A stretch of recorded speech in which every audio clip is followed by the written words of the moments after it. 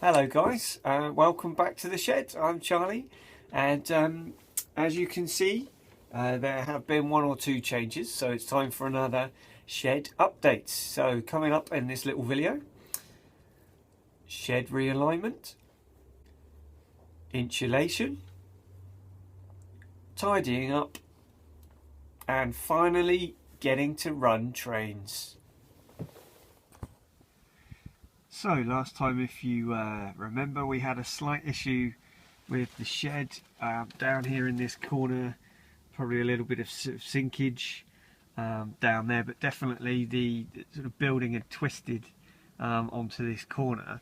So what I've done, just squeeze down here, I've actually screwed in this into the back of the shed. So that is, I don't know if you can see that in the video, but that's not going anywhere. I can't really shake it at all. It's pushed the shed quite a few centimetres back in this direction, and then at the moment that is resting, the other end of it's resting on this wall, which, as you can see behind the shed and behind the house, is a bit of a building site. It is a building site at the moment, so they're squeezing in about 8 new houses there, as is the way in London. So this will be somebody's back garden. I've got no idea. This was the back of a sort of little workshop factory unit, and for now they've left this wall here. My guess is that they will leave it, and they'll probably just paint it and clean it up a bit. Hopefully they'll leave it, because it's now supporting my shed nicely, as you can see. So that means, in terms of it being level, that's straightened it up nicely. Okay, so also on the inside, there have been quite a few changes as well. Now, what I discovered, kind of going back a couple of weekends ago, basically messing about in here, and I wanted to repair the floor anyway. Now, the original floor was just, in the extended bit, was this like very thin plywood. I think it must be 6mm, maybe possibly 3mm plywood. There were 3 sections of that, kind of 1, 2, 3, going towards the far wall there, in strips. It was never particularly stable, and at the end, very end section, you might have sort of caught it in the previous video, I basically put down some laminate floor. I found these sections just out on the street, actually, just a couple of years ago now, when I built the original shed, and they work quite nicely as a floor. So I just plonked them down straight over the plywood. Under the plywood there's just some sort of wooden joists or supports which go straight onto the ground, which I appreciate isn't obviously the best way to do it, and I well and truly know that now. As basically the laminate floor, here's a sheet of it, this kind of stuff, just very thin, cheap floor. I'd nailed it in place, but what it had effectively done is, as you can see from the back of it, this is mould, completely black. It basically acted as a kind of moisture trap. So in between the laminate floor and the plywood, the moisture coming up from the earth had been trapped there, and so that kind of entire back section was completely rotten. So then what I managed to do is basically hack all of it out. I found some really thick, sort of solid plastic sheeting, and I've put that down underneath the new layer of plywood. So then this whole section, there's a new bit, and there's a new bit under the carpet there. Then I've basically just sort of stapled this this carpet over the top, because we had 2 separate bits of ply kind of here and here, and it's a little bit uneven, and that kind of makes it a bit more solid. So the only concern now is that, I guess, under this section we've still got this plywood, which you can tap it. It's nice and solid, but I'm just worried, you know, we might get some moisture coming up through there later on. But for now, anyway, this is a sort of quick fix, and there is, as I say, a plastic sheet underneath that whole area, so that should protect it for a little while longer. Okay, so as you might notice, there's a bit of a change in here. I have insulated the shed. Now, in the previous video I was contemplating using some sort of foam boards, the 25mm ones, slotting them in between the batons, like I've seen Alan Plum and like Simon Shed. He's just done some toasty insulation there. It was kind of a time and expense issue, so I instead went for this stuff, which is the thermal insulation from Wix. It was buy one get one half price on these rolls. They're, as you can see, 8 meters long, 60 centimeters wide. You know, these kind of things that you can put under floorboards or in your loft or on the walls. I mean, to sum it up, it's basically some sort of fancy, what do you call it, bubble wrap with foil on one side.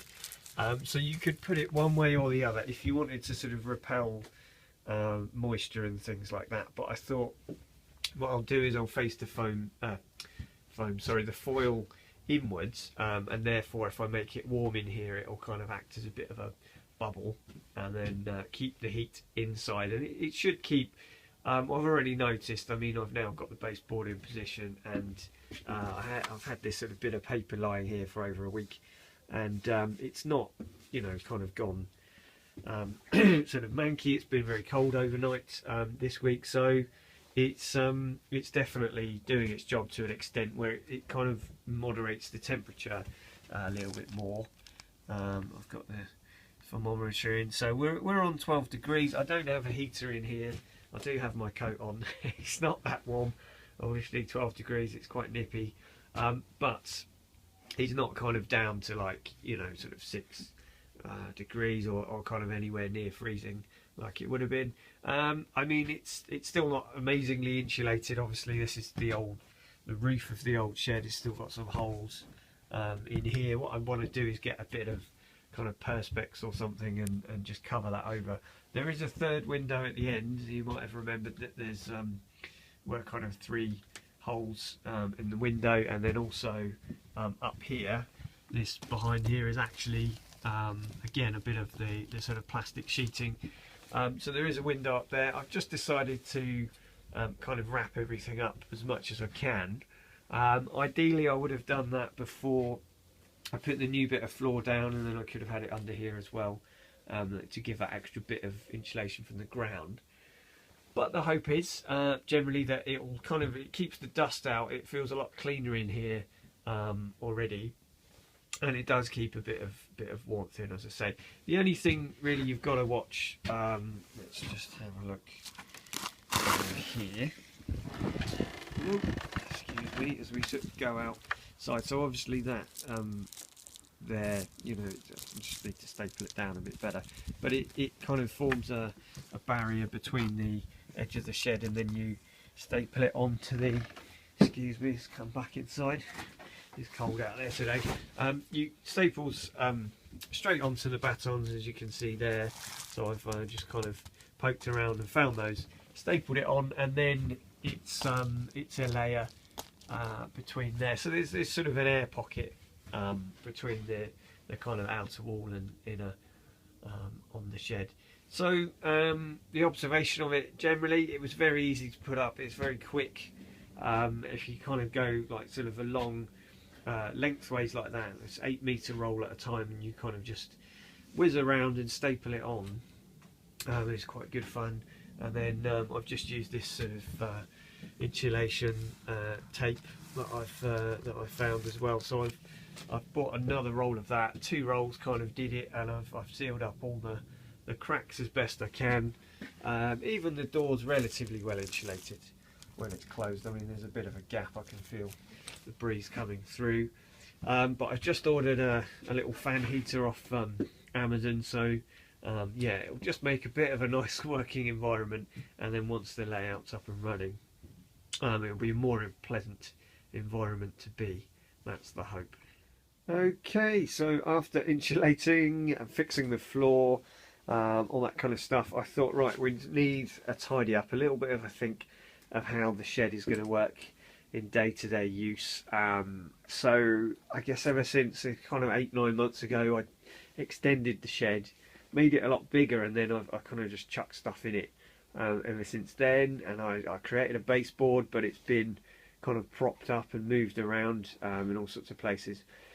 So generally the bike, these bikes both get kind of daily use, so we're in and out of the door all the time with the bikes, and it can be a bit awkward. So what we're doing is sort of propping one up on that wall, and then the other one kind of propped along this wall where the wood's laying down there. And it was getting a bit messy. So as you can see here, I had a quick search on YouTube and found some genius that had created a very simple bike rack out of wood. The basic principle is, you know, if you put kind of two bits of wood down, lower down. So actually, I don't know if you can see it from here, but the wheels are actually off the ground at that point. Probably shows it there. So there is a little gap under there. So basically, the wheels are partly suspended there, and then for the bike on the left, which is mine, it's a lot lighter than the other bike. So I've created this kind of sort of ramshackle cycle rack. So I've yeah, it just means when I bring the bike in, obviously the door is here, and then bike can come straight in the evening. And if I can just try and lift this out without breaking it too much, just give me a second. Yeah, you can see, I mean, it obviously just lifts out there quite nicely, and then it drops in, and it's reasonably sturdy. I've also screwed it into the back wall as well. Not really going anywhere. I've given it a bit of support on the ground as well.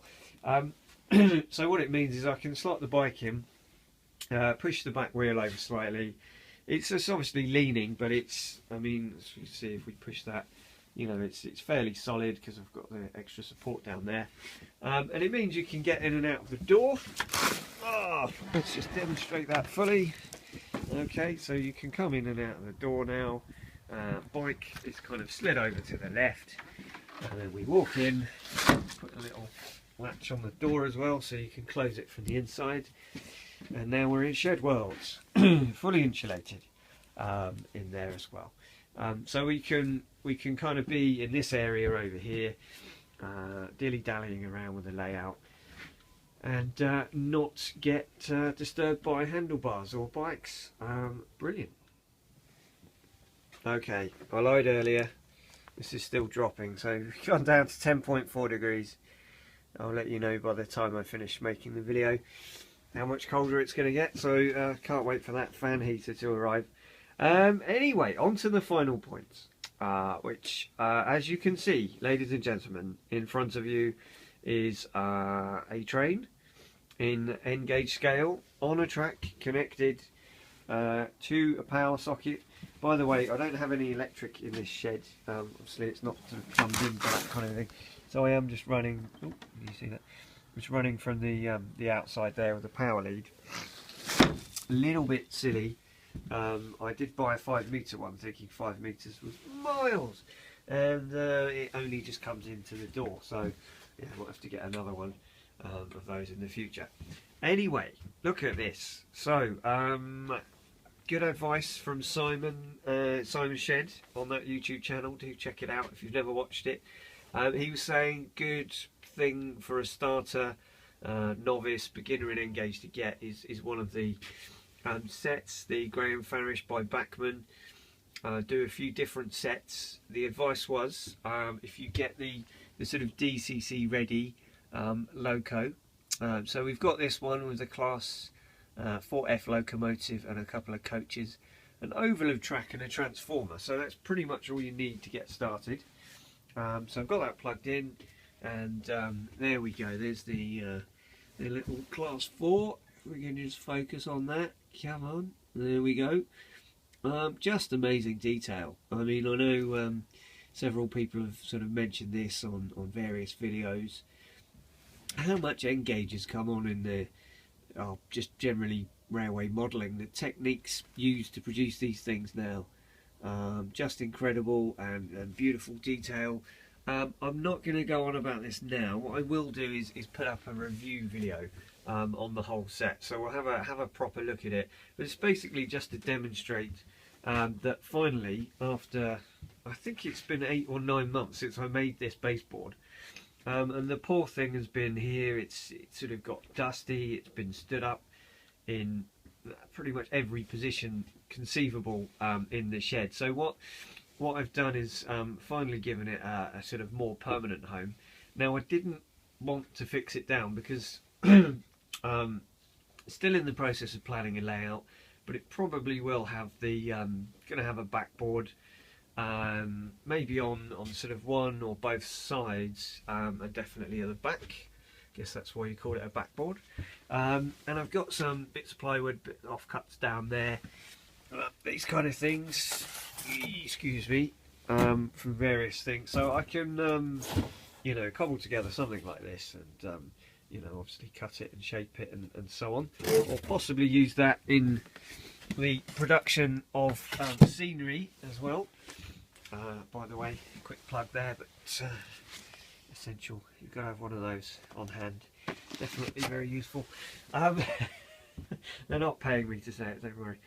Okay, so yeah, we've got our train sets sort of set up and running. All I've done, very simple, I had some spare bits of wood from the rebuild of the shed, so I've kind of, bit of a bodge, but I've sort of screwed that one into the frame there, on that side there, and then if we have a look, oh, go on, get under here, I've just put a simple baton across the back, and then basically these two, they are what I ended up doing. I put a sort of screw either side, as you can see, either side, so it's solid, it's not going anywhere, but if I want to lift those out I can. So just to back up a second, if I can, I'm crawling around on the floor, excuse the shaky video.